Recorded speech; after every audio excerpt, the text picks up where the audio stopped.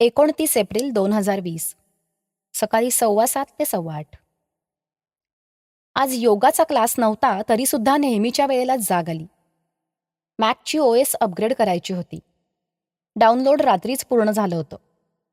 मी चिरंजीवांच्या study टेबलवर Mac चार्जिंगला लावला आणि कामाला सुरुवात केली. प्रोग्रेस बारवर 50 मिनिटं दिसत होती. पुढची सूचना येईपर्यंत मला काहीच करायचं नव्हतं. मी खिडकीबाहेर बघू लागले. आज पुन्हा एकदा ढगाळ हवामान होते. बाजूच्या पांढऱ्या इमारतीची एकच खिडकी उघडी दिसत होती. इमारतीच्या उजव्या बाजूला असलेले वडाचे झाड शांतपणे उभे होते. पक्ष्यांचा किलबिलाट आज कुजबुजाट वाटत होता. लांब वर एक कोकिळ मात्र आकांताने ओरडत होती. मला तिचा आवाज असह्य वाटू लागला. 5-10 मिनिटांनी ती उडून गेली बहुधा, कारण तिचा कर्कश वाटणारा आवाज येईनसा झाला होता. पुन्हा एकदा खोलीतल्या पंख्यांचा लयबद्ध आवाज सुरू झाला. मी समोरच्या डेरेदार वडाकडे बघत होते. त्याच्या जमिनीतल्या रुतलेल्या पारंब्या त्याच्या वयोवृद्ध अनुभवाची साक्ष देत होत्या. त्या क्षणी मला वाटलं, आज माझे आजोबा असते तर? ते असेच असते. मला त्या वटवृक्षाशी बोलावंसं वाटू लागलं.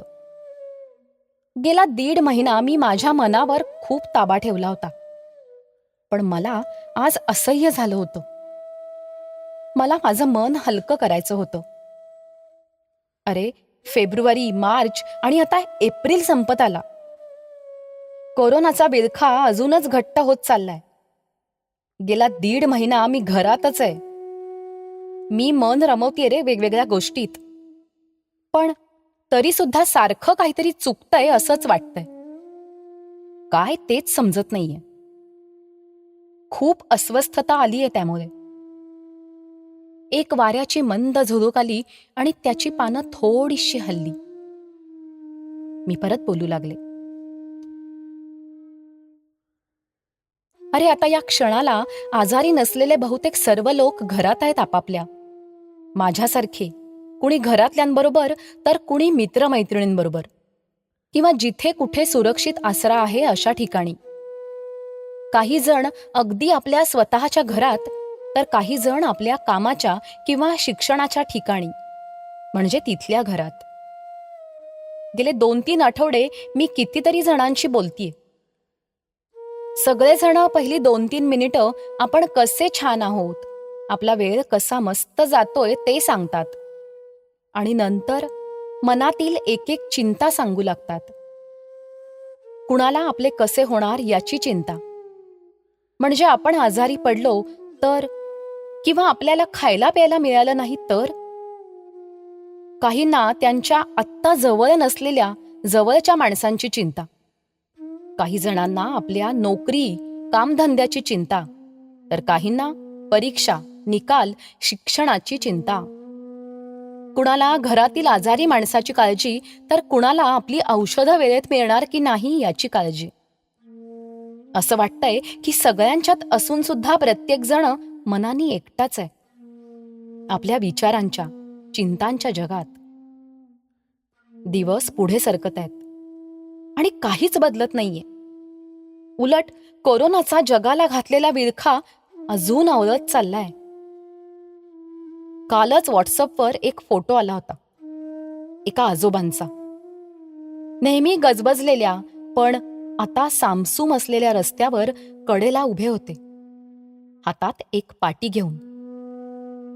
लॉकडाऊनमुळे घराची परिस्थिती बिकट झालीये. माझ्या कुटुंबाला थोडी मदत करावी. तो फोटो बघून माझ्या अंगावर सर्रकन काटा आला. नक्कीच अशी कितीतरी कुटुंब असतील मदतीची वाट बघणारी. भविष्याची चिंता कशी संपणार? कुणाला घर हवंय, कुणाला खायला, कुणाला पैसे हवेत औषधाला, तर कुणाला उपचाराला.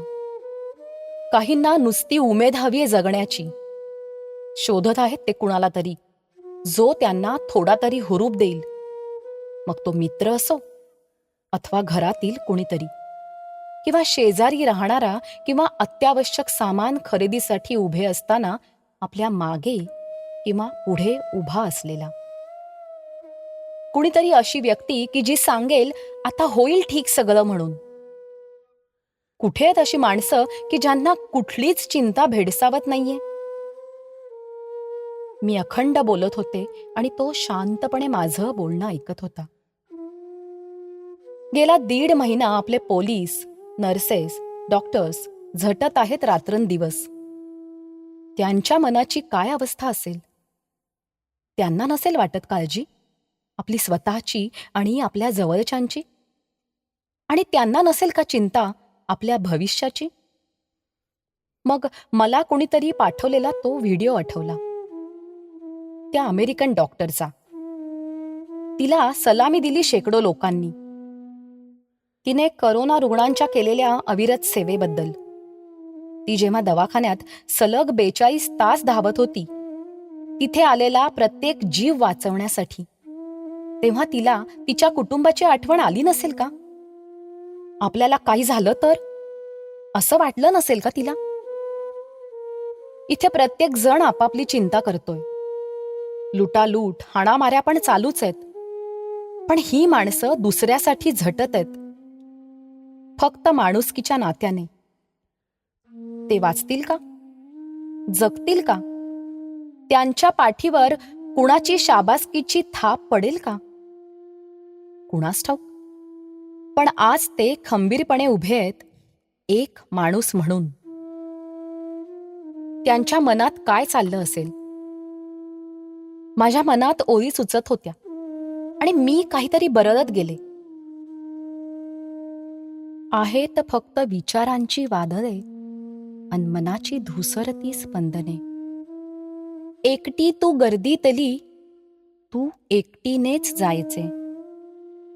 आहेत फक्त खुणावणारी मृगजळे अन मनातील अस्फुट ती आक्रंदने. एकटी तू गर्दीतली, तू एकटीनेच जायचे. आहेत फक्त चिरत जाणारी कातळे अन मनाची भिजलेली ती वासने. एकटी तू गर्दीतली, तू एकटीनेच जायचे. आहेत फक्त डोळ्यांखाली फासलेली काजळे अन सुकलेली अव्यक्त ती लोचने. एकटी तू गर्दीतली, तू एकटीनेच जायचे. आहेस जरी भाबडी, मुग्ध अन स्वच्छंद तू, स्पंदतेस कडवे निडर काळीज तू. जपण्या लाज माणुसकीची आहेस एकटी तू गर्दीतली, तू एकटीनेच चालायचे. कहाणी सिनेमातलं गाणं आठवतंय? एकला चलो रे, अमिताभच्या आवाजातलं. रवींद्रनाथ टागोरांची बंगाली देशभक्तीपर रचना आहे. 1905 साली रचलेली. अजूनही किती समर्पक आहे. तेवढ्यात नवऱ्याने हाक मारली, चहा तयार आहे थर्मासमध्ये भरून, गेटवरती देऊन ये. आमच्या सोसायटीचे हे 4 सुरक्षा रक्षक.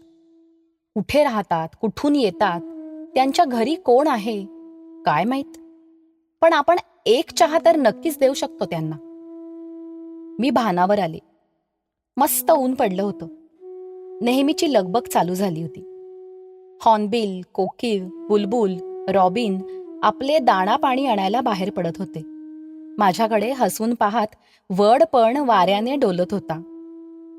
तेवढ्यात मॅकवर सूचना आली, इन्स्टॉलेशन कंप्लीट, रिस्टार्ट नाव. अलगद बोचरी वाऱ्याची झुळूक स्पर्शून जात होती. कुठून तरी येणाऱ्या कुठल्याशा रानफुलांचा हलकासा गंध नकळत जाणवत होता. वाळलेल्या गवतातून वाट शोधत जाणारा पवनराज ओंकार घुमवत होता.